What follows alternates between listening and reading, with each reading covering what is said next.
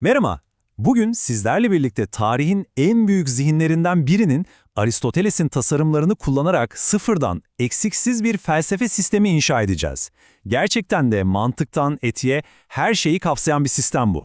Her şeye başlamadan önce şu temel soruyla bir yüzleşelim.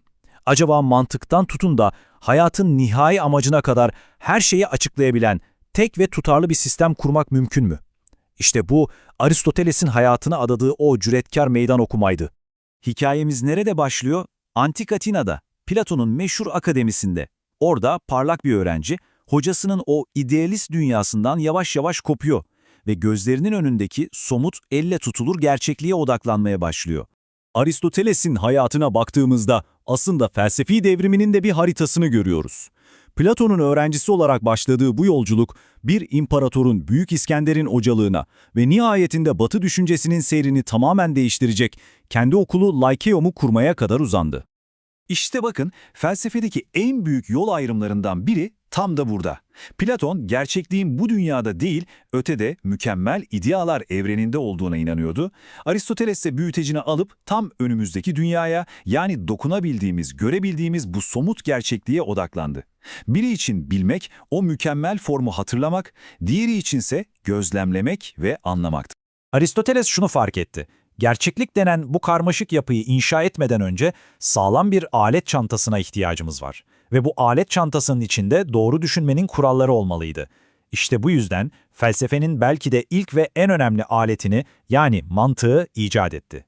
Bu alet çantasına da çok manidar bir isim verdi, organon, yani Yunanca alet veya enstrüman. Çünkü ona göre mantık, felsefeden bilime, ne yaparsak yapalım, her türlü bilgiyi üzerine kuracağımız temel ve vazgeçilmez bir araçtı. Sağlam bir akıl yürütme olmadan hiçbir bilgi binası ayakta kalamazdı. Yaptığı şeyin ne kadar devrimsel olduğunu anlamamız lazım.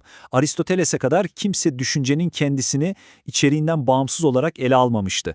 O ilk defa ne düşündüğümüzden çok nasıl düşündüğümüzü analiz etti. Yani akıl yürütme sürecinin kendisini bir nesne gibi inceledi ve kelimenin tam anlamıyla mantık disiplinini kurdu. İşte onun analitik dehasını burada net bir şekilde görüyoruz. Var olan her şeyi 10 temel kategoriye ayırarak adeta bir varlık envanteri çıkardı. Bakın, nicelik, nitelik, mekan, bunların hepsi bir şeye ait olan özellikler. Ama hepsinin temelinde o şeyin kendisi, yani töz var. Mesela bir at tözdür. Onun beyaz olması, hızlı koşması, bunlar hep o töze ait niteliklerdir. Tamam, düşüncenin alet çantasını hazırladık. Artık Aristoteles bu aletlerle en büyük işe girişmeye, yani metafiziğin alanına dalmaya hazır. Gerçekliğin kendisi nedir ve sürekli gördüğümüz bu değişim nasıl oluyor da meydana geliyor? Platon'un idealar dünyasının aksine Aristoteles dedi ki, hayır, gerçeklik soyut bir alemde falan değil, tam da bu dünyada, içimizde, çevremizde. Ona göre gerçeklik, tıpkı bir meşe palamudunun içinde saklı olan meşe ağacı olma potansiyeli gibi, varlıkların içinde gelişen özdür. İşte bu değişimi açıklamak için de o meşhur 4 neden teorisini geliştirdi. Bu, onun felsefesinin temel taşlarından biridir. Gelin bir heykeli düşünelim. Ne kadar basit anlaşılıyor. Bakın, heykeli var eden 4 neden var. Onu oluşturan mermer, yani maddi neden, heykeltıraşın zihnindeki tasarım, yani formel neden, heykeltıraşın kendisi ve aletleri, yani fail neden ve en önemlisi heykelin varoluş amacı, yani bir tanrıyı onurlandırmak, bu da ereksel neden, yani telos. Madem ki her şeyin bir telosu, bir amacı var, o halde sormamız gereken en önemli soruya geliyoruz. İnsanın telosu, yani amacı nedir? Aristoteles, mantık ve metafizik üzerine kurduğu bu sağlam temelden yola çıkarak sistemini en can alıcı soruya, yani etik ve politikaya uyguluyor. İyi bir hayatın formülü nedir? Aristoteles'e göre insanın nihai amacı eudaimoniadır. Bunu genellikle mutluluk diye çeviriyoruz ama aslında çok daha derin bir anlamı var. Bu anlık bir keyif hali değil. Bu, potansiyellerimizi tam olarak gerçekleştirdiğimiz anlamlı ve erdemli bir yaşam sürme hali. Adeta bir insan olarak çiçek açmak gibi.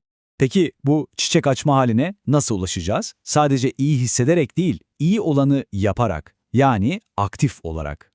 Aristoteles için erdem, akıl yoluyla iki aşırı uç arasında altın ortayı bulmaktır. Mesela cesaret, korkaklık ile körü körüne atılganlık arasındaki o mükemmel dengedir. Ama burada çok önemli bir nokta var. Aristoteles'e göre bu erdemli yaşama, bu kendini gerçekleştirmeye tek başımıza ulaşamayız. O, insanın doğası gereği politik bir hayvan olduğuna inanıyordu. Yani bizler gerçek potansiyelimizi ancak adil bir toplum, yani bir polis, bir devlet içinde ortaya koyabiliriz. Tam da bu nedenle yönetim biçimlerini çok pratik bir şekilde analiz etti.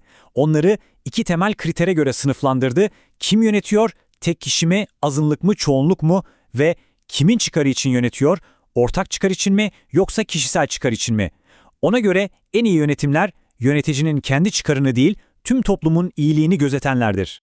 Peki, mantıktan siyasete uzanan bu devasa felsefi yapıdan bize bugüne ne kaldı? Onun kalıcı mirası nedir? Onun mirası birkaç parlak fikirden çok daha fazlası.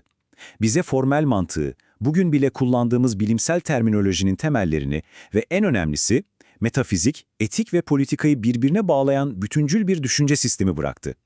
Ve bu sistem 2000 yılı aşkın bir süre boyunca hem Batı hem de İslam düşüncesini derinden şekillendirdi. Ve bu da bizi son bir soruyla baş başa bırakıyor. Sanal gerçekliklerin, soyut dijital dünyaların bu kadar yükseldiği günümüzde, Aristoteles'in bizi tam önümüzdeki somut gerçekliğe, dokunabildiğimiz dünyaya odaklanmaya çağıran felsefesi acaba bugün bize ne söylüyor?